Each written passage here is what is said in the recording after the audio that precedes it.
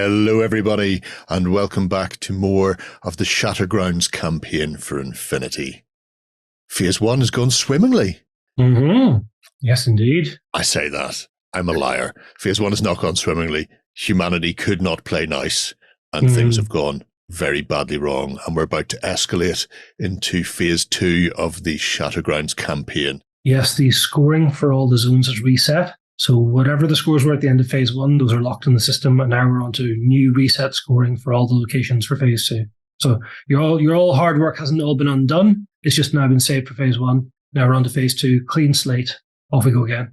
We're going to be kicking things off then, having a look at the scenario areas once again, and we're going to be starting with LORENA once more. However, in Phase 2, we're shifting to the airport at Bleriot.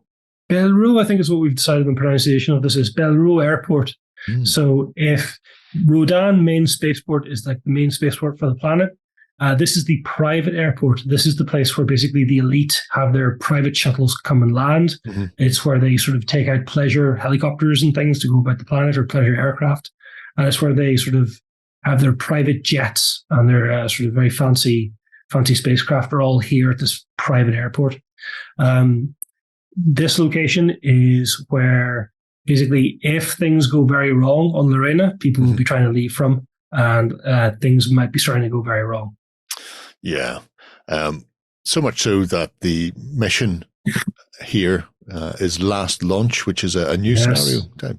So Last Launch is a brand new scenario for ITS 15. And it's very interesting, and that's completely unlike a lot of the other missions many players will have played before. It's all about trying to get your units to get off the table, but also still retain control of like this launching platform by the end of the game.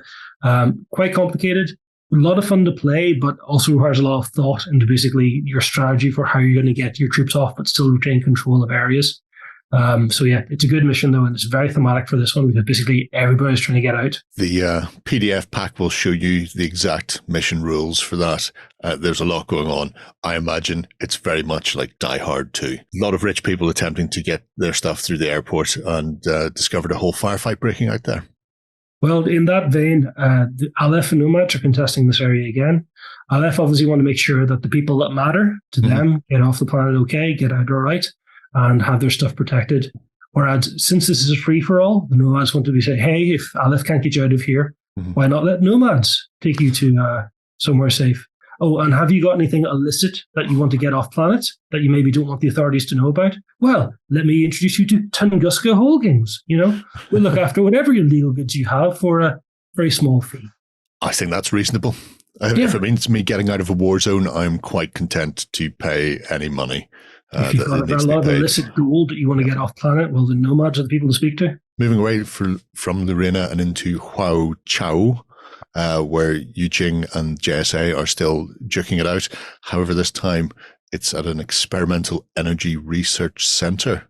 That sounds ominous. So this is the research center that Yijing are more heavily invested in. They're working here on a new form of power that they will be able to then leverage because their home planets need a lot of power because they have a lot of citizens. And they want to be able to have an advantage over the other factions by having essentially a new form of power that might have something to do with the quantum anomalies.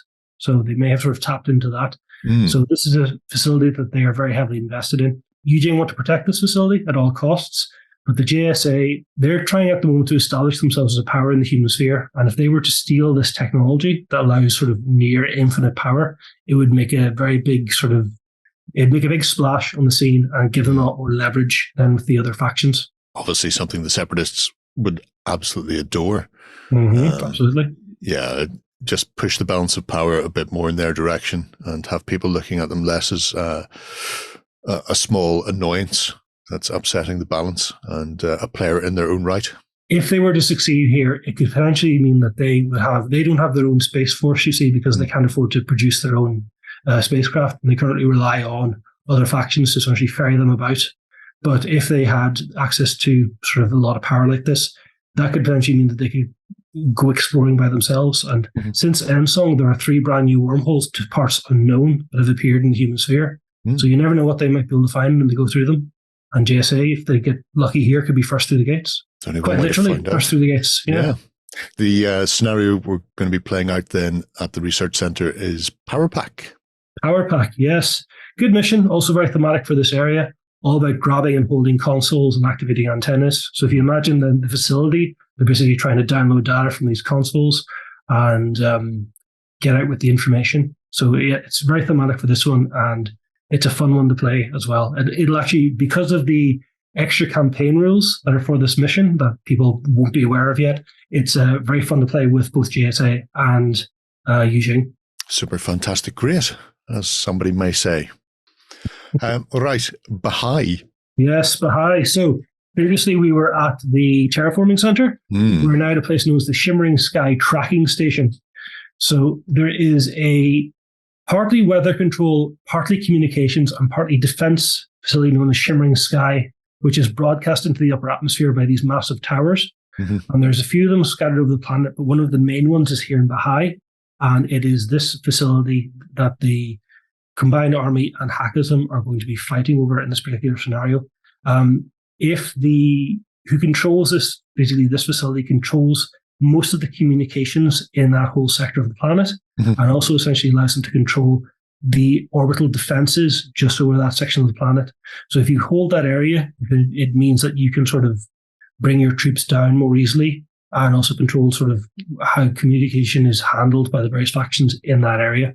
Interesting thing for me is that they're really pushing the concept of the fast lane, getting to it as well.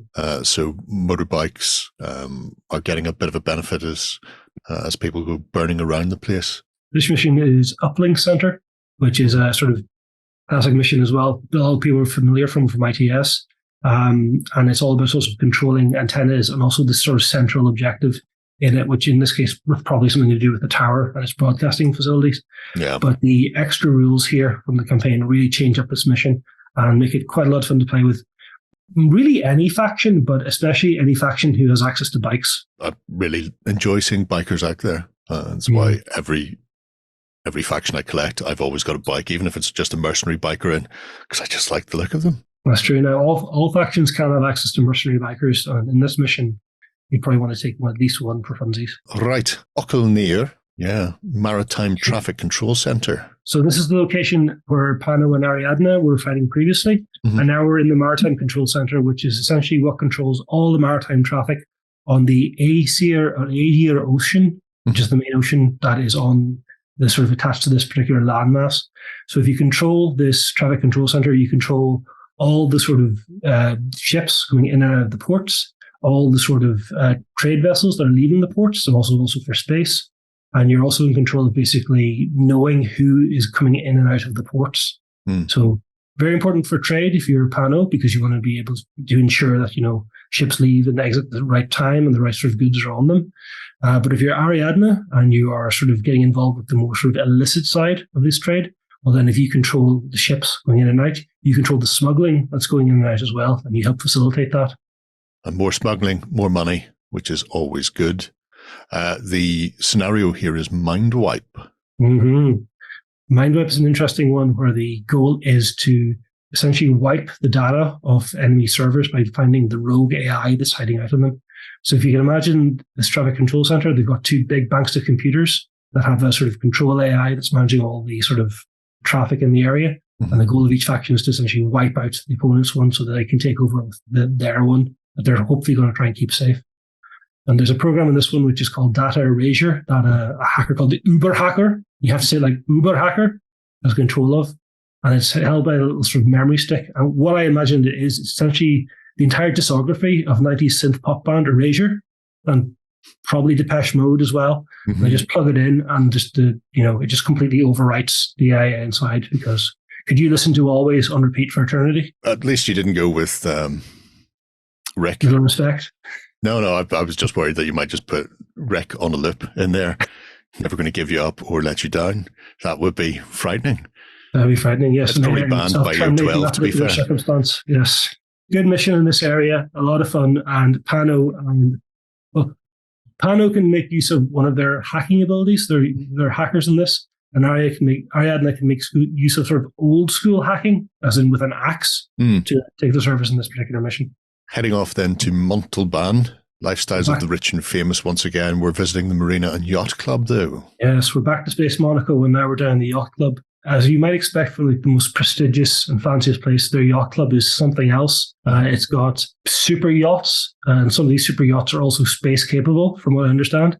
And they have lots of fancy hotels, lots of fancy things along the promenade. A lot of very sort of rich and famous people go there to be seen as well. So it's definitely kind of the place you want to be seen and hang out if you're one of these wealthy elite who are in the area. And as before, it's being contested by both Pano and Nomads.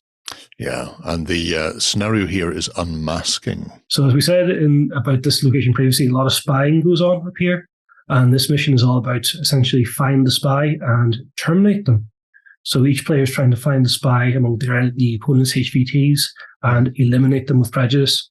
Trying to protect your spy or your HVT in this scenario is key to winning the mission. But it's thematic for this one because essentially this is a game of skull and daggers happening, and it's happening in a very fancy place. I thought you were going to say skull and duggery.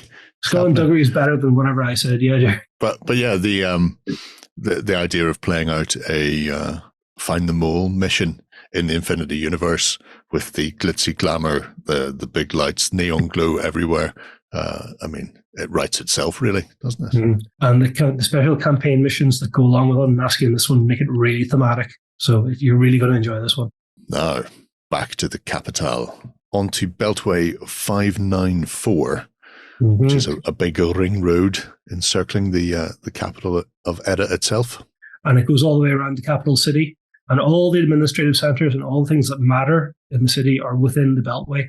So if you control the Beltway, you control access to essentially all the administrative facilities and all the people who are in there. So you can isolate it all off and gain control over, just all the administrative heart of the human sphere. O12 and combined army are still slugging it out here, and this time round the scenario is battleground, which is very fitting. Yep, very fitting for this, all about seizing areas on the board as they move up. Good mission for this area, quite simple to play as well, so like a lot of people can play this one off the bat. And the extra campaign missions, or the campaign rules for this particular mission, make it quite good as well, very thematic. So this is going to be a lot of fun to play, and the scoring for it as well can be shifted by very sneaky tactics. So sneaky tactics are what Infinity's all about, surely. Oh yes, absolutely.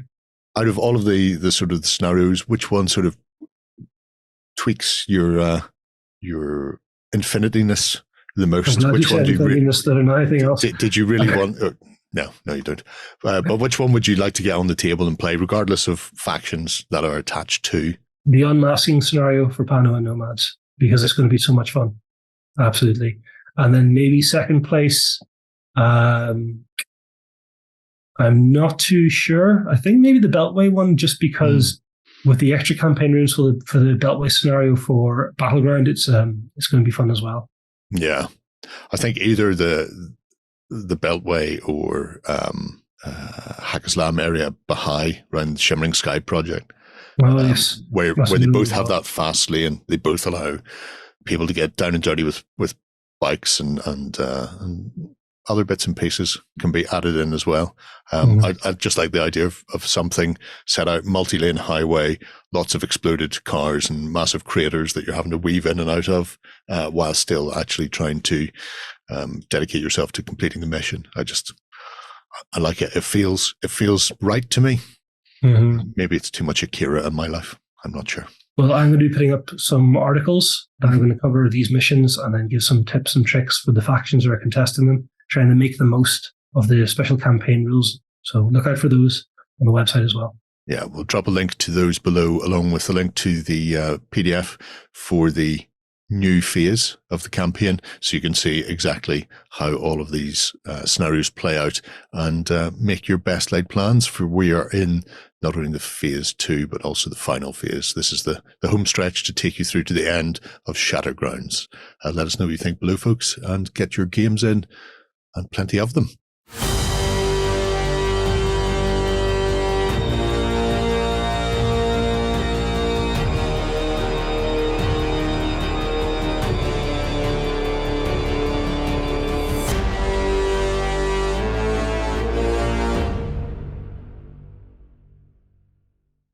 Go ahead and check out our other content on screen now. And while you're at it, why not hit subscribe and remember to ding our dong.